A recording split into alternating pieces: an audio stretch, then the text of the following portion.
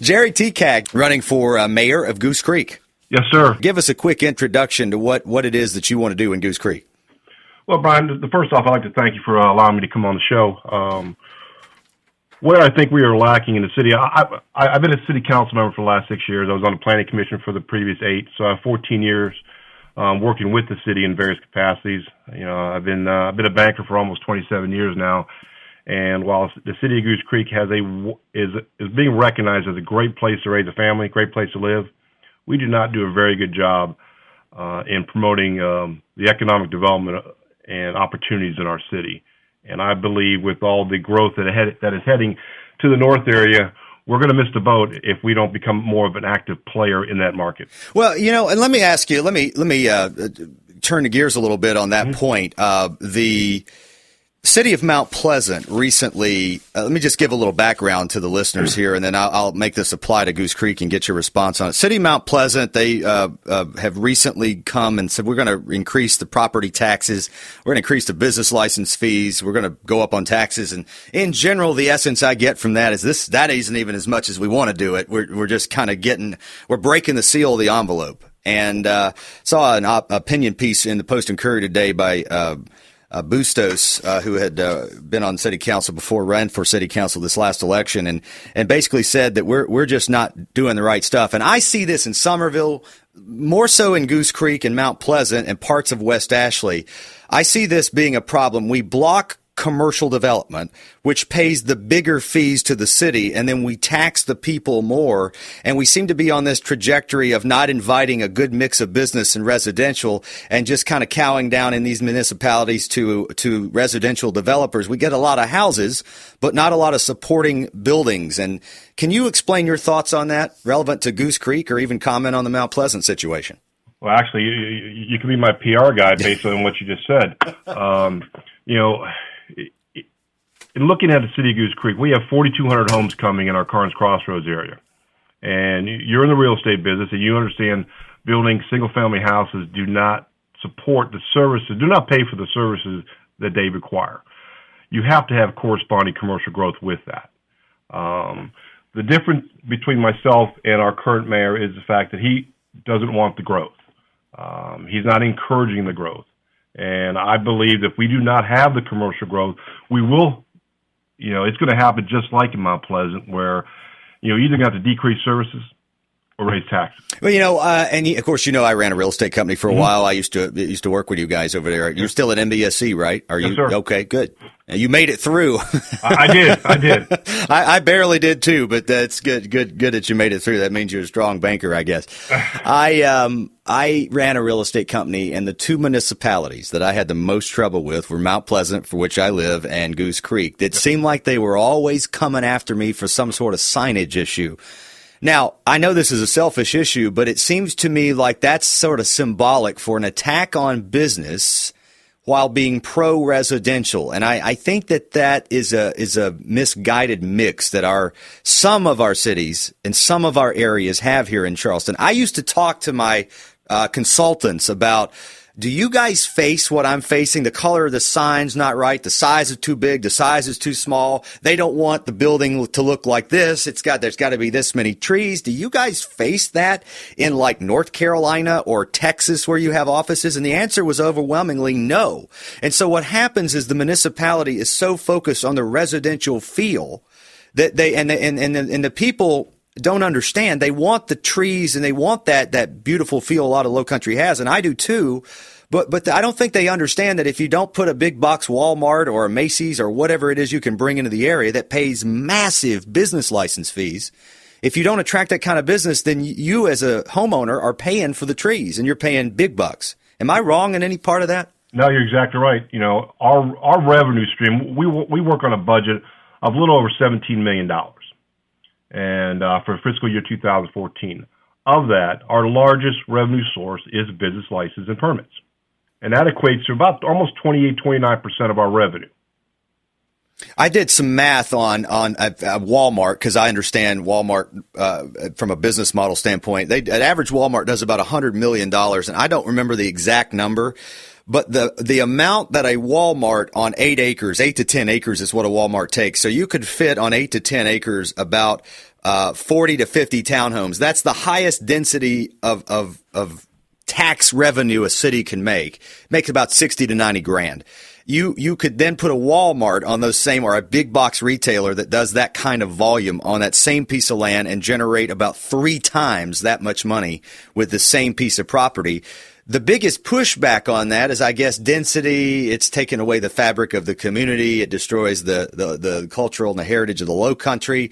How do we balance those things out? As mayor of Goose Creek, for instance, what could you do to balance that sentiment with the need for the revenue? Well, ironically, I got involved with the city of Goose Creek when Walmart came to Goose Creek. I live right behind where they are currently located, and my residents were up in arms. My neighbors were up in arms about the fact that Walmart's going to decrease property values, going to increase crime, and all that fun little stuff.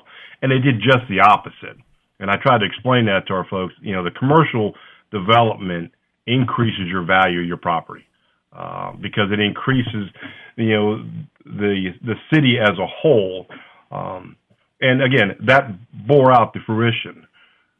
The city of Goose Creek, we are fortunate because we do have a lot of vacant commercial property, and that is primarily congested in one area up on the 17A 176, the Carnes Crossroads area. Right. And I envision that going to be where it's going to be a medical complex, because that's where Roper, whenever they decide, you know, to work out their agreement with Trident, that's where they're going to build their hospital in Berkeley County. I mean, we're the largest county in the state without a hospital.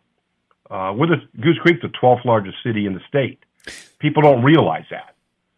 When you put 4,200 homes on top of 38,000 folks, we're going to be a very large city. And how many homes and how many people are living in Goose Creek right now? We are about 37,000, which puts us 12th in the state. So, and you add another 4,200 homes, which are projected in Carnes Crossroads. And you're a real estate guy. You do the math, what 3 per home? You know, we'll be pushing 50,000 folks. So that is not a small city in any stretch of the imagination. About where Mount Pleasant was 14, 15 years ago when I moved there. This is my biggest concern. This is also part of the money problems with schools and the roads, is that we don't seem to want density. I saw a piece in the Post and Courier somewhere today I was reading, and it's anti-density, and the Coleman Boulevard project in Mount Pleasant, where they are in fact doing some density over there, and people are up in arms about it. And that's the reason I keep kind of jumping on my soapbox on this stuff, is I want to explain the business mechanism of the market to people. I don't think people around here are they're not getting that explanation from the media outlets otherwise, that in order for their taxes to be low, their schools to be properly funded, and for the growth of the community to continue and the values of homes to go up, you have got to be centered around, to some extent, you could call it the Walmart effect, the Nordstrom effect, or whatever. You've got and I like to use Nordstrom as an example. I don't propose they'll go to Goose Creek, but Nordstrom takes a market, draws a dot, puts a circle around it 5 miles, and looks at the demographics and the makeup, commercial and residential of that. And then they decide that we can put what is the most profitable store per square foot in this area or not. And nothing that I see that we're doing as a group of communities, not just one city or the other, is promoting that sort of business coming into the area and building that kind of dynamic, because we're afraid that those kind of businesses, Macy's, Nordstrom, another Walmart, or what have you, will create more traffic problems. Right. What do you say to that? Well, I would tell you that I believe more business in our community would reduce the traffic congestion that we have. You know, I live in Goose Creek. I work in downtown Charleston. I am part of the mass exodus that leaves Goose Creek every morning at 7 a.m. to make it to an 8 o'clock start time, and comes back every evening at 5 o'clock and get home at 6 o'clock. And let me let's do a live. I don't know what I'm going to get by asking this question. I may step in it and my point may not be made, but I moved here in the 90s, mid-90s in Goose Creek. I lived in Crowfield, and I used to drive from there to virtually downtown Charleston to work in radio. And it took me about 21 minutes during that drive time then. How long does it take you to get from there to downtown now? I leave generally most mornings at 10 to 7, and I get here 7:30-ish, 7:40-ish. So it's a 45 to 50-minute commute most days.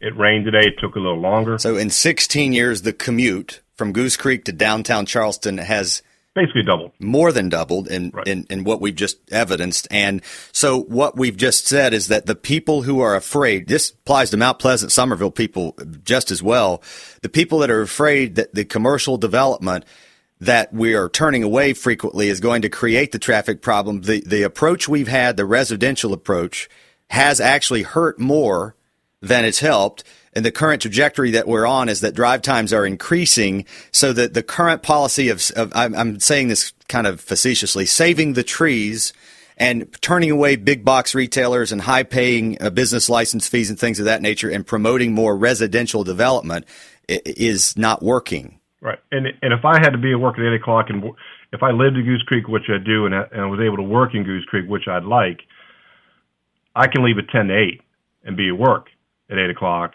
And I can avoid the school traffic. I can avoid all the other traffic. So in my mind, that creates less traffic if you had more people living and working in your community. Now, we're talking to Jerry Tekac. He's vying for Goose Creek mayor, and we're having a conversation that's really relevant to the whole Low Country about some of the initiatives that need to happen to make travel, commute, taxes, fees a win-win for people. Last question, Jerry. You're in the commercial banking business, been there a long time.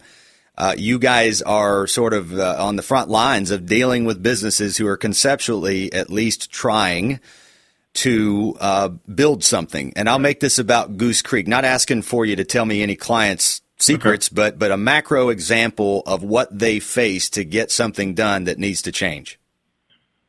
We make it too difficult to do business in our city, in my opinion. I've spoken to many, many business owners over the last month and a half, and the process has become cumbersome. Now, we are working on that as we speak. We have a committee to get together and a consultant with a bunch of business owners, and we're trying to get an idea, what do we do right, what do we do wrong, and how can we fix things? And so I anticipate this report coming out probably post-election, shockingly, that's going to happen. But I anticipate that coming out afterwards. I mean, we could use a Starbucks in Goose Creek. I don't understand why we don't have one with all the people leaving the city on a daily basis. Why do you think? Do you have no idea, or is it just? Why do you think they haven't decided to go to a place like Goose Creek? Why do we not get those basic services?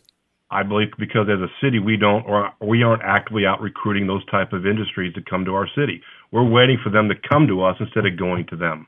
And then when they're coming, we're giving them a list that's hundreds of pages of long right. And you've experienced that. Yeah, big time. Right. In Goose Creek. The last thing I like to tell our folks that are listening out there, look at your property tax statement.